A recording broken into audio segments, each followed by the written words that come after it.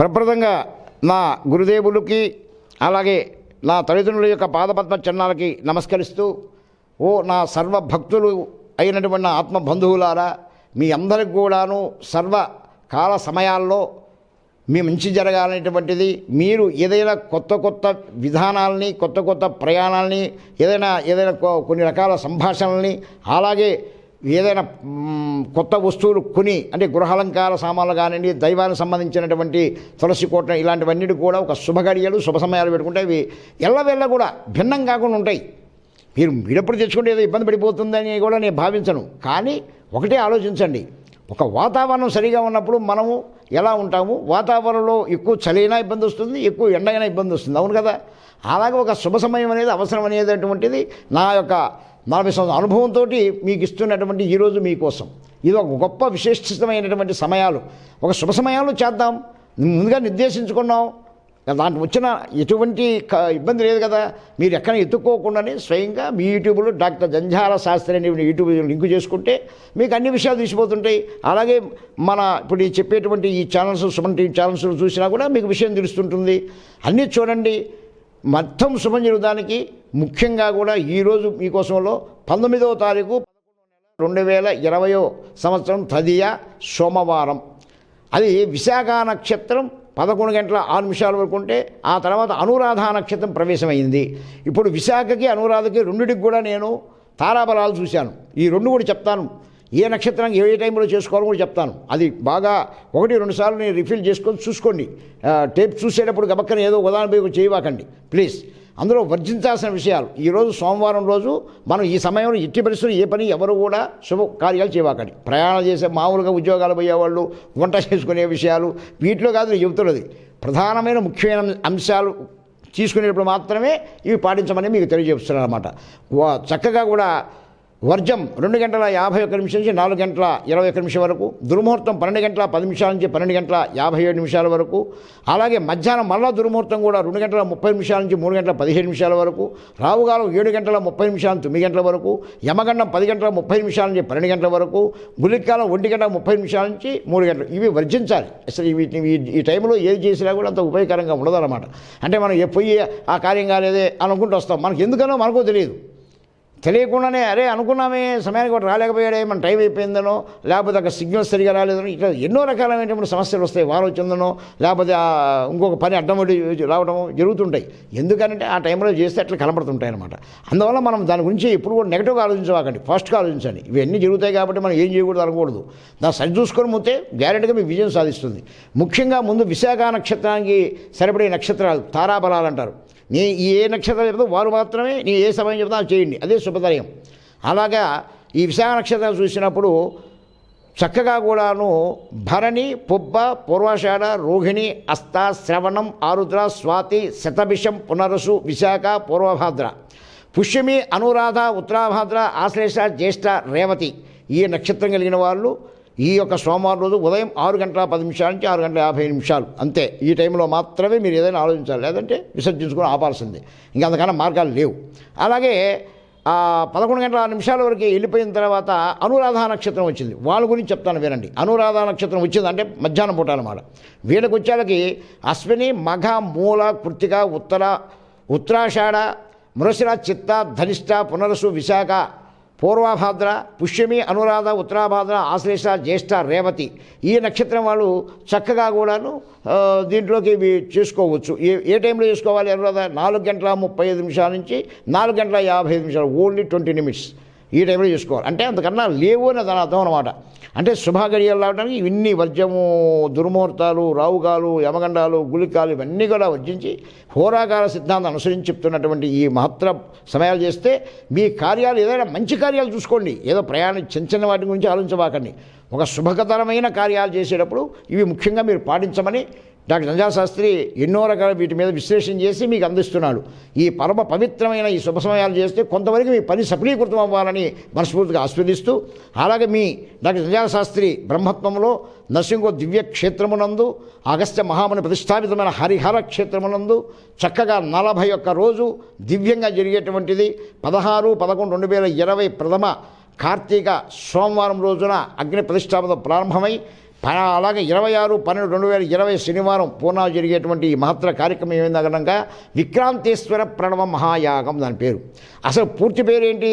అష్టాదళ పద్మబింబ సర్వస్వరూప గంధర్వ ప్రణిత అశుతోష అఖిల మహిమాన్విత సత్యబోధ తీర్థ విక్రాంతేశ్వర ప్రణవ మహాయాగం అని పేరు. దాంట్లో ఎంత అర్థం ఉందో చూడండి మీరు.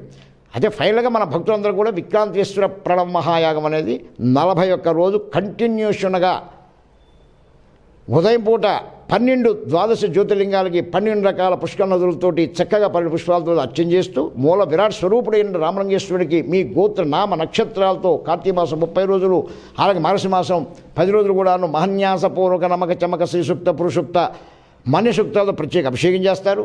ఆ తర్వాత 14, 12 అలాగే 15, 12, 16, 12 ఈ 3 రోజులు అనగా 14, 12 సర్వేశం అమావాస్య పోలాల అమావాస్య అనేటువంటి అమావాస్య సోమవారం వచ్చింది. అది విశేషం. లాస్ట్ సోమవారం ప్రథమ సోమవారం కార్తీక మాసం వచ్చింది.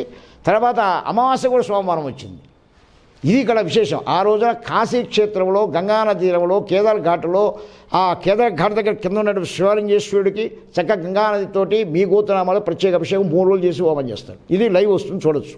మీ ఇంట్లో కూర్చొని మీరు చూడొచ్చు. మీరు కాశీ రావాల్సిన ఇప్పుడు ఉన్న పరిస్థితులు మీరు కాశీ రావడం కూడా కష్టం కనుక ఆ కాశీ మహాపట్నంలో జరిగేటువంటి ఆ మహత్తర కార్యక్రమాన్ని లైవ్ ద్వారా నా బ్రహ్మత్వంతో స్వయంగా మీరు చూడొచ్చు. అది అయిన తర్వాత ఇంకో గొప్ప విశేషం ఏంటంటే 17వ తారీఖు నాడు ఖచ్చితంగా కూడా కాశీ విశ్వనాథుడికి, అన్నపూర్ణేశ్వరికి, అలాగనే కూడా విశాలాక్ష్మికి, వారాహి అమ్మవారికి, కాలభైరుడికి, సంకట విమోచనకి ఇలాంటి దేవతలకు కూడా పూజలు చేసుకొని రావడం జరుగుతుంది. ఈ 40 రోజుల్లో 20 అత్యంత విశిష్టమైన పుణ్యదేవులు వచ్చినాయి. అవి ఏంటి ఎట్లా ఉంటాయి అనేది కూడా చక్కగా వీడియో చేసి మీకు రిలీజ్ చేస్తున్నాను. అవి చూసుకుంటూ ఉండండి. మీరు సంపూర్ణమైన స్థితి మీకు కలిగేదానికి అదొక మహత్తరమైన స్థితి వచ్చేదానికి, ఒక యోగ్యత కలిగించేదానికి ఇది ఉపయోగపడుతుంది. అసలు ఒక్కొక్క రోజు ఒక్కొక్క రకమైన పాశుపత హోమం ఉంటుంది. ఇప్పుడు నేను చెప్పిన మహాన్యాసపూర్వక నమక చమక శ్రీసూక్త పురుషూక్త మణిసూక్తాభిషేకాలు కాకుండా ప్రతి మానవుడికి ఉండేటువంటి సహజ సిద్ధంగా మానవుడికి ఉండేటువంటి వాళ్ళు చేసేటువంటి కష్టాన్ని ఫలించకపోవడం, ఎన్నో రకాల పనులు చేసి రాకపోవడం, ఉద్యోగంలో రాకపోవడం, ప్రమోషన్ రాకపోవడం, అధికార యోగం కలగకపోవడం, వివాహం కలగకపోవడం, సంతానం కలగకపోవడం, అలాగే కలిగిన ఎన్నో ఇబ్బందులు కలగటం, అలాగే వివాహంలో భార్యాభర్తలు ఎన్నో రకాల సమస్యలు, విదేశయానాలు, కళారంగాలు, కళావృత్తులు, అలాగే కూడా సంగీత విధానాలు, అలాగే కూడా ఎన్నో రకాల ఫ్యాక్టరీలు, ల్యాబొరేటరీస్, వస్త్ర వ్యాపారాలు, ఒకటి కాదండి ఇన్ని రకాల్లో కూడా మానవుడికి అక్కడక్కడ ఇబ్బందులు వస్తున్నమాట వాస్తవా లేదా మీరే గ్రహించండి, ఆలోచించండి. నేను చెప్పానని ఏది మీరు నమ్మాల్సిన అవసరం లేదు. ఇలా జరిగే వాళ్ళకి ఒక్కొక్క రోజు ఒక్కో రకమైనటువంటి విధానంతో ఇట్లా 40 రోజులు కంటిన్యూషన్ చేస్తారు. సర్వమానుకి ఇలాంటివన్నీ ఉంటాయి. ప్రతి ఇంట్లో ఉన్న తర్వాత అందరూ ఇంట్లో ఉన్న వాళ్ళు ఒక్కొక్కరికి ఒక్కో రకాల సమస్యలు ఉంటాయి. ఇవన్నీ ఒక్కొక్కరికి ఒక్కో రకాల సమస్య కొన్ని ఎంతో కష్టపడకుండా సులభతరంగా మీ ఇంట్లో ఉన్న ప్రతి ఒక్కరి గోత్రనామాలతోటి ప్రత్యేక నక్షత్రాలతోటి చేసి లైవ్ ద్వారా మీరు చూపించేటువంటి మహత్తర యాగమే ఈ విక్రాంతేశ్వర ప్రణమ మహాయాగం. 16/11/2020 ప్రారంభమై చక్కగా కూడా 26/12/2020 సంపూర్ణ అవుతాం కనుక ఈ మహత్తర కార్యంలో మీకు 20 రకాల మంత్రాలు కూడా మీకు పంపిస్తాం. దీంట్లో 2 శనిత్రేజులు సర్వ అర్ధాష్టమ ఈనాడు శనీశ్వరుడు అనుగ్రహం కోసం, అలాగే కూడాను ఆ శని భగవానికి ముఖ్యంగా కూడాను ఇప్పుడు అవసరమైంది కూడా ఎవరికి ఉందా అని ఒక తర్వాత నిర్దిష్టంగా మీకు చెప్పేటప్పుడు చక్కగా కూడా మూల, పూర్వాషాఢ, ఉత్తరాషాఢ, శ్రవణం, ధనిష్ట, శతవశం, పూర్వభాద్ర, ఉత్తరాభాద్ర, రేవతి, అశ్విని, భరణి, కృత్తిక, రోహిణి, మృగశిర, ఆరుద్ర, పునరస్సు, పుష్యమి, ఆశ్లేష నక్షత్రం, ఆ తర్వాత ఉత్తర 2, 3, 4 పాదములు, అస్త 4 పాదములు, చిత్త 2 పాదములు, మళ్ళా చిత్త 2 పాదములు, స్వాతి, విశాఖ 3 పాదముల వరకు ఈ నక్షత్రం కలిగిన వాళ్ళందరికీ కూడా అనగా ధనుసు, మకర, కుంభ, మీన, మేష, వృషభ, మిథున, కర్కాటక, కన్య, తులారాశి వారికి కూడా ఆ శనీశ్వరుని అనుగ్రహం కావాలి. లేకపోతే ఎన్నో రకాల సమస్యలు వస్తాయి. ఈ 40 రోజులు చేసే కార్యక్రమంలో 2 శని దృష్టిలు వస్తున్నాయి.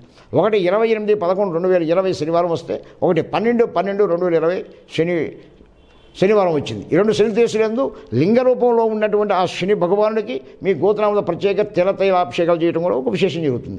ఇట్లా ఈ పూజ ఆ పూజ లేదు, శ్రీచక్రార్చన ఉంటుంది, అమ్మవారికి అభిషేకాలు ఉంటాయి, వీరభద్రుడికి అభిషేకం ఉంటుంది, సుబ్రహ్మణ్యేశ్వర షష్ఠి వస్తున్నది, సంకటహార చతుర్థి వినాయకుడికి సంబంధించి వస్తుంది. అసలు దీంట్లో అందుకే 20 అత్యంత విశిష్టత పుణ్యతిథులు 40 రోజులు వస్తున్నాయి మీకు తెలియజేశా. ప్రతి విషయం మీరు తెలుసుకునేదానికి ఈ మొత్తం ఏమేమి ప్రోగ్రామ్స్ ఉన్నాయో తెలియజేయడానికి కింద వాళ్ళని అడిగితే ఆ నెంబర్ని కానీ మీరు అడిగితే మీకు చక్కగా వాట్సాప్ పంపిస్తారు. చదువుకోండి, మీరు చదువుకొని మీ సంతృప్తులై 10 మందికి కూడా తెలియజేయడానికి వంతు కృషి చేయండి. ఈ మహత్తర యాగం దైవ సంకల్పం గ్రహ సంకల్పం చేస్తున్న యాగం. అందుకే 300 సంవత్సరాలు వెనక్కి వెళ్ళి చూడండి, ఎప్పుడేం జరిగిందా చూసారా కన్నారంటే మీరు చూసుకోగలుగుతారు. చేస్తే దాని ఫలితం మీకు కలిగి మీ యొక్క కుటుంబంలో ఉండేటువంటి సమస్యలు కూడా రాకుండా సంపూర్ణ యోగ్యత కలగాలనేది ఆలోచన. లేకుండా ఉన్నటువంటి నా సర్వభక్తులకు ఇంకా అద్భుతమైనటువంటి అవకాశాలు మీకు కలగాలని, రాబోయే జన్మాంతంలో కూడా మీరు మహత్తరమైన యోగాలు అనిపించే వాళ్ళు కూడా అనిపించేదానికి ఇది ఒక మాత్ర అవకాశంగా మీరు తీసుకుంటారని నీ మనసా వాచా కర్మన విశ్వసిస్తూ ఆ దైవ గ్రహ దేవతల ప్రేమతో మీ ముందుకు వచ్చా. అది మీరు అనుసరిస్తారని నేను ఆశిస్తూ, అలాగే ఎప్పుడు విశ్వాసం ఆశయంతో పనిచేయండి. తల్లిదండ్రులారా పిల్లల్ని చక్కగా సంస్కారంతో పెంచండి. ఓ నా చిన్నారి చిట్టి చెల్లెలు తమ్ముళ్ళారా, తల్లిదండ్రులను ఎప్పుడు కూడా మాతృదేవోభవ పితృదేవోభవ అని చక్కగా మనసులో అనుకోండి. అదే మీకు సర్వగా శుభాలు బలం సంపూర్ణంగా కలిగిస్తుంది. మూఢనమ్మకాల జోలికి వెళ్ళవాకండి, శాస్త్రాన్ని అపహాస్యం చేయవాకండి. కృషితో నాస్తి దుర్భిక్షం. మీరు పని చేయాలి, చేయకుండా ఏమైనా ఉన్నారా, చేసేందుకు ఇబ్బంది వస్తుందో ఒక్క నిమిషం ఆలోచించండి. మీ డాక్టర్ జంజాలు చెప్పినందుకైనా ఆలోచిస్తే అప్పుడు మీకు వాస్తవం అర్థమవుతుంది. అప్పుడు మేము చెప్పే మంత్రాలను కొంత మీరు కృషి చేస్తే, ఇక్కడ యజ్ఞ యాగాలు కథలు చేస్తే కొంతవరకు మీ పని సంపూర్ణ స్థితికి వచ్చేదానికి అవకాశం వస్తుందనేటువంటి సత్సంకల్పంతో మీ డాక్టర్ జంజాల శాస్త్రి మీకు తెలియజేస్తున్నా కనుక దీన్ని చక్కగా భావార్థాన్ని అర్థం చేసుకొని 10 మందికి తెలియజేసి ఈ మహత్తర కార్యక్రమంలో ఈ మహాయాగంలో విక్రాంతేశ్వర ప్రణవ మహాయాగంలో మీరు భాగస్వాములై ఆ యొక్క గ్రహదేవతలు ఆ సర్వదేవతల అనుగ్రహం మీద మీ కుటుంబంలో సర్వం కూడాను సంపూర్ణ కీర్తి ప్రతిష్టలతోటి ధనకనక వస్తువులతో చక్కగా తొలదుగాలి మనస్ఫూర్తిగా ఆస్వాదిస్తూ, ఓ పెద్దలారా ఈ మహత్తర కార్యానికి నాకు మీ సహకారం అలాగే మీ ఆశ్చర్య బలం కావాలి. మీ పాదపద్మ చరణాలకు నమస్కరిస్తూ పిల్లలకు ఆయుష్మాన్ భావం అందిస్తున్న నమస్కారం. శలు.